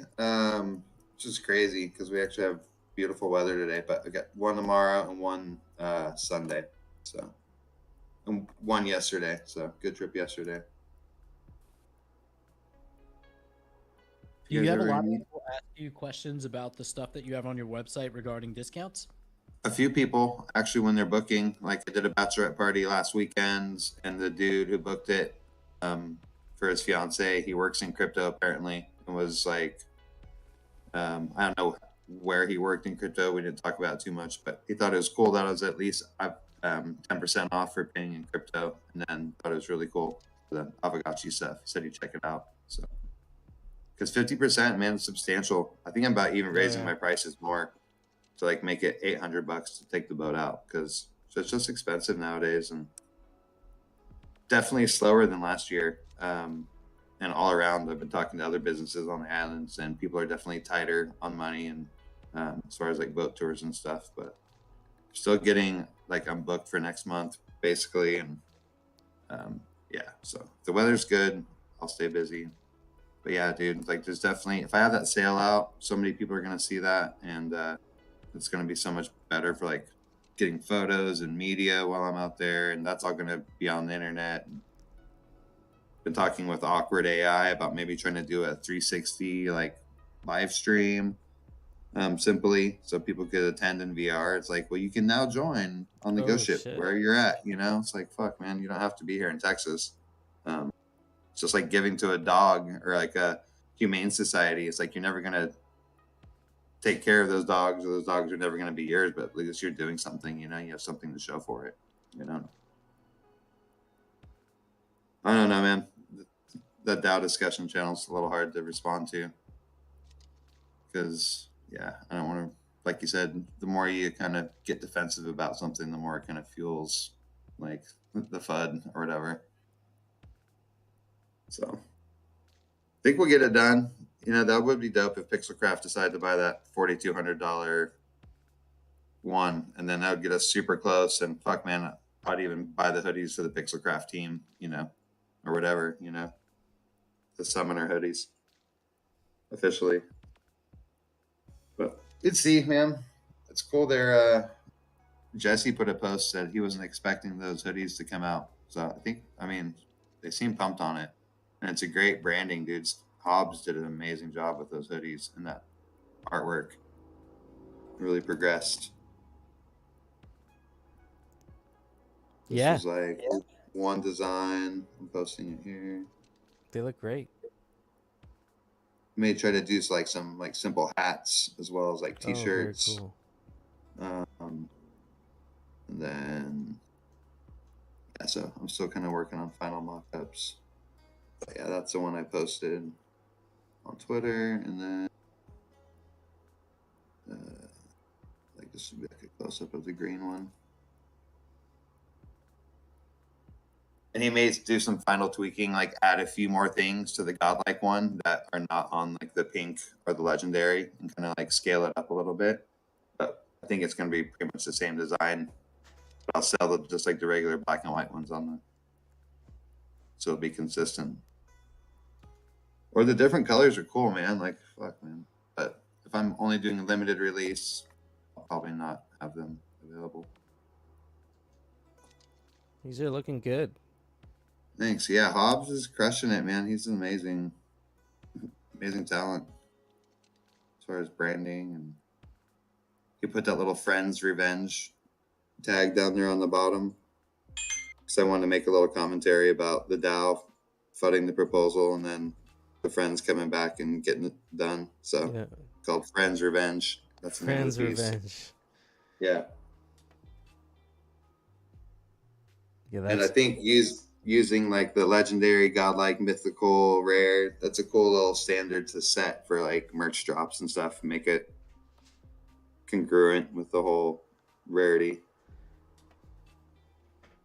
Yeah, I like it. I mean, so far, have you sold any of the legendary? I think you said you sold some of the 420 pieces, so someone will be getting some of those blue sweaters. I've sold 3 of the 420 ones. There's one more to sell, and then I've got all the legendary, mythical, and godlike are still available. So 3 Man. for $6.99. And they are expensive, man, like no doubt. But the stuff I'm getting, like he's telling me like that every time you have to change the ink, it's gonna be like a different, like another $20, $30 fee, and using like the heavier duty hoodies as far as like, or a lightweight hoodie. He's got lots of options. So I just want to make them dank and as high as quality as possible.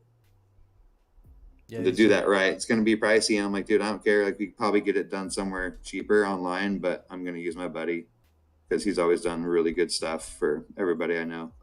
So yeah, rather pay some more and use a homie.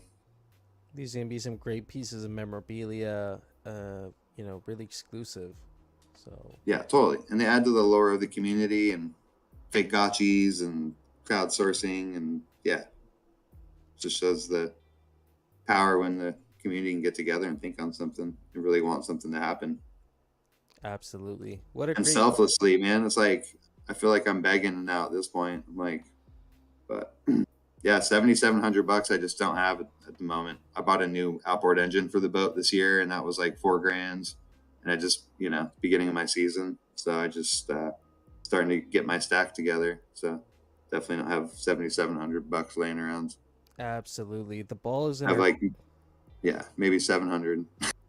Yeah, the ball. Well, the ball is in our court now here as a community and as a DAO. It's up to us now to make it happen. So I'm hoping that we can get a large amount of the community behind it. Let's make sure we let our friends know about this initiative at the Hangout tomorrow on Sunday, and just in general create awareness around this because I think this will be one of our big like milestones as a DAO, even if the DAO doesn't pay for it, but it'll be like one of our milestones as a community to be like we made this big thing happen. Yeah, what other community could you do that totally through? I mean, I didn't pay any of the artists anything but Aavegotchi assets. We didn't make anything. We deflated the supply of the burn cards. Every sale we got, a percentage went back to the DAO treasury and player rewards. Like, it's a win-win for everybody.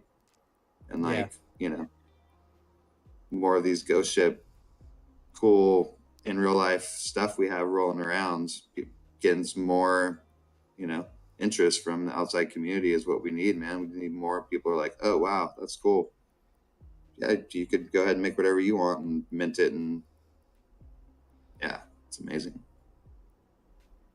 I feel Aavegotchis have this really great meme angle, like as a crypto pet, that somebody who's new to crypto might actually like get drawn into it for that reason.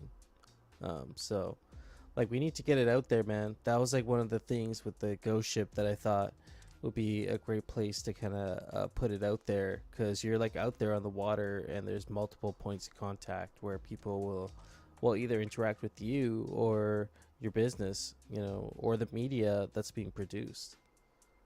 Yeah, totally. Like, it's gonna be, that sale is massive, man, and like people will see it, and it's gonna like bring eyes for sure. So Yeah, right on. Speaking of fake gotchis, why don't we have a look here at the queue? I'd love to see what we have here in, like what is the queue looking like? So I got fake gotchis open here. And let me make sure it's switched to the right screen. Should we start with the queue? Let's start with the queue today. Oh, so not very much going on in the queue at all right now. We got the Gotchi Hot Chip from Soju. Got Astra the Shaman, which is my card that I haven't minted yet for 420. District 420 holders. We have the Great Adventure 3 by Kawido. That's been there for a little while. We got the 8-Bit Gamers Guild piece. That's been up there for a while. Ralpho's Revenge and Titan of Regalath, which has also been up there for a while. So just some placeholders, it looks like. I really like Visceral's style, and I've been recently trying to adopt this kind of style into my own work. So I'm hoping some of my future works will have more of this like animated vibe, which I really love. But yeah, this was the first piece I made that had any kind of animation in it. Are there any fake gotchis on your radar?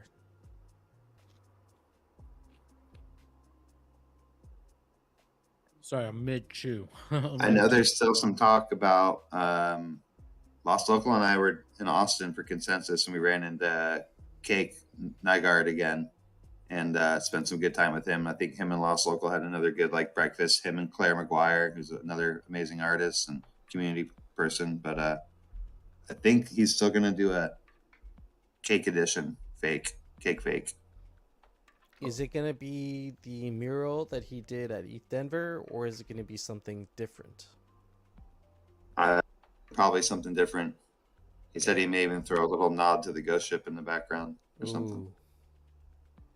Yeah, the mural's dope, man. And I met another girl there. Was a DJ. She does some stuff for Polkadot and was doing like set up the pizza rave for Consensus. And I was trying to get her to get together with Lost Local, so maybe they could do like a Aavegotchi pizza rave in Paris for ETHCC. Oh, dang. Yeah, that would be cool. I'm trying to deep. Yeah. Well, recently I've just been having these thoughts of, maybe the DAO should start considering a partnerships committee.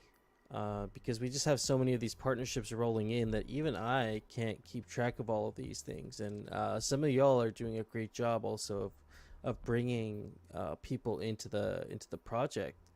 So maybe it's time as a DAO that we really consider, like we have an economics task force, so we should probably have like a partnerships task force as well, right?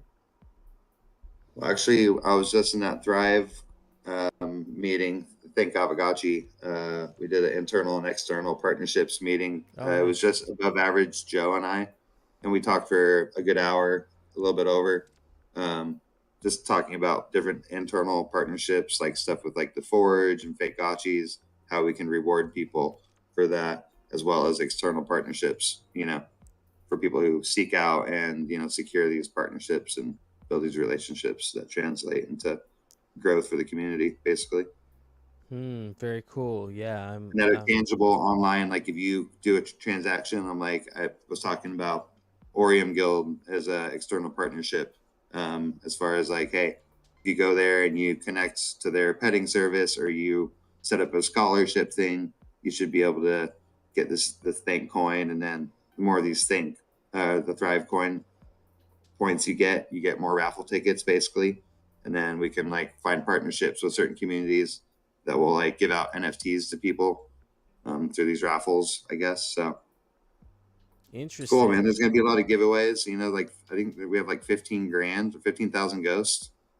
So I think there's gonna be. It's quite a good amount above average. Joe and I were just saying, considering our token supply now, he was like 15,000 ghosts. That's like a good chunk. I'm like, dude, we're used to throwing around like 1.5 million ghosts every couple times a year for rarity farming, and so it's like. But he was just curious. Trying to teach him all about the Aavegotchi stuff as far as the Forge, Gotchi Vault, all the stuff. He was a little bit familiar with the Ovic stuff going on, but obviously the Gotchi Vault's been a great external partnership. That was almost came out from the internal, so it's kind of hard to quantify which category these internal externals are, but yeah, definitely more partnerships with like Pizza DAO or having French Gotchi Army do stuff in Paris to branch out to more European communities, because none of us are really in those European communities too much. I'm just thinking back to No Future's idea of Code Lawless, right? Like the way they're practicing, the way that they're going about in that game. Like as a DAO, do we want to continue being a lawless DAO? Because essentially that's what we are right now, and it seems to be okay. We have like our moments, but overall it hasn't been too bad in terms of like functionality. But I could see getting it to a point where if it's a lawless DAO, things will just continue getting more chaotic to the point where it's like really just dysfunctional.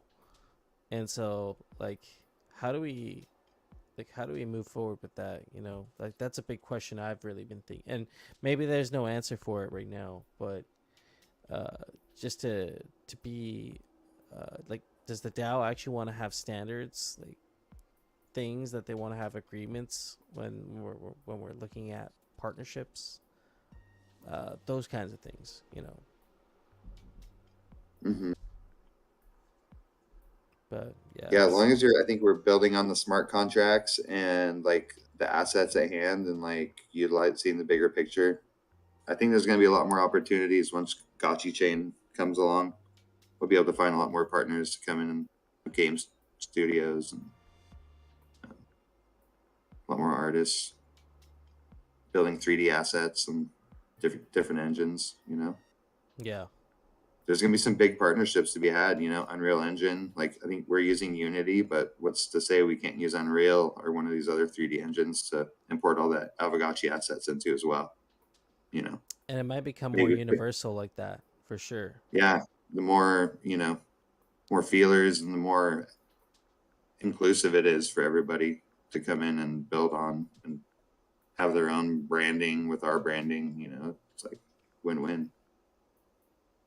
Yeah, absolutely. And that's coming later this year. That's going to be pretty exciting when it first drops. Not only Gotchi Guardians, but the ability to have 3D Aavegotchis, other metaverses that they can be a part of as well.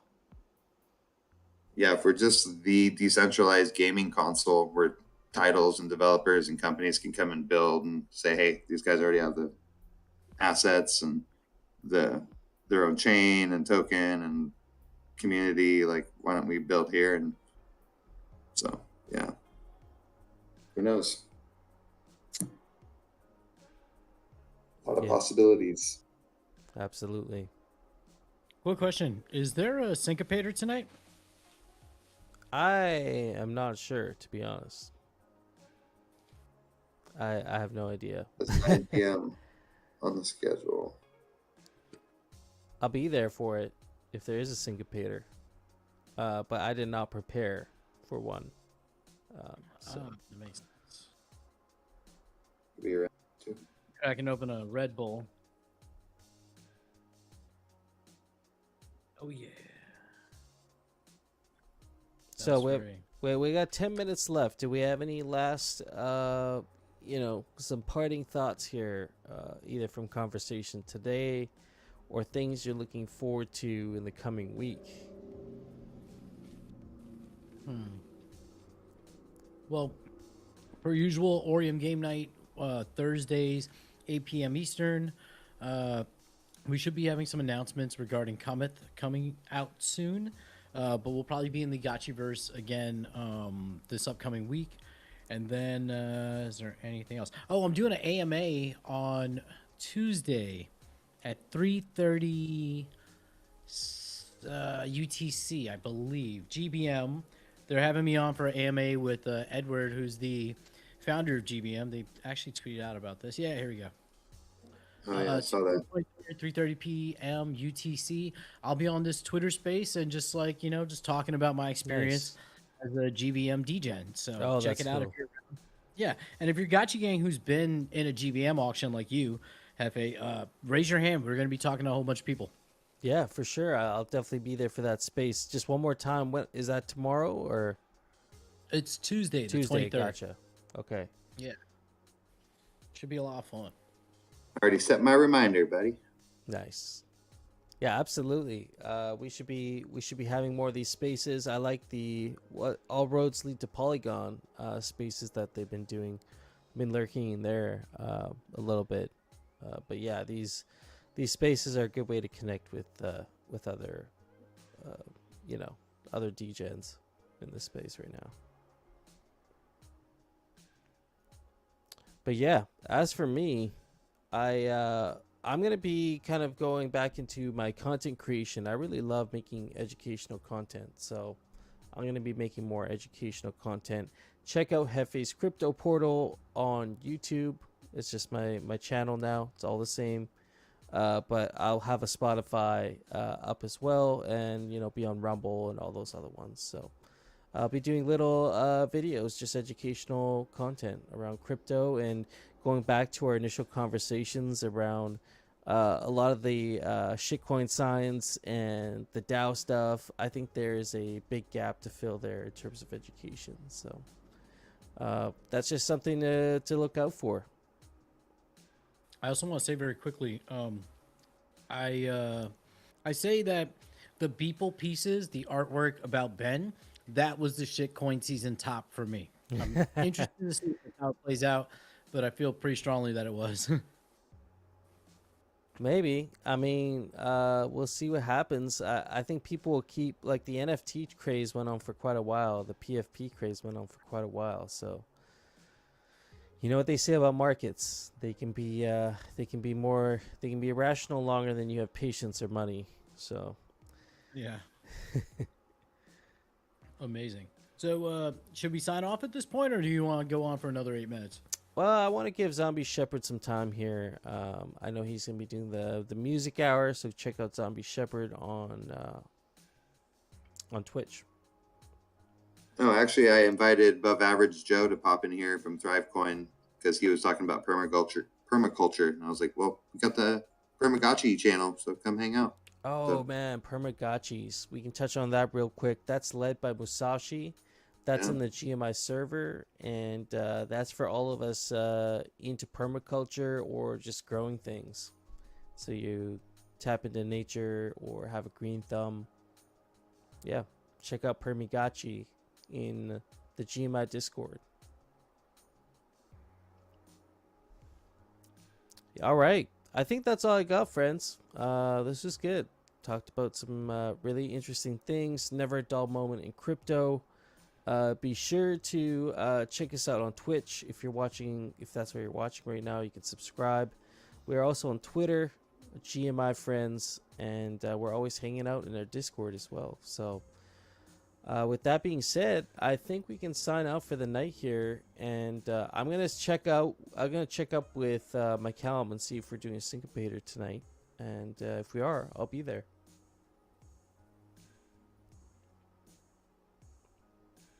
Take it easy, friends. Later, friends. Peace. Peace.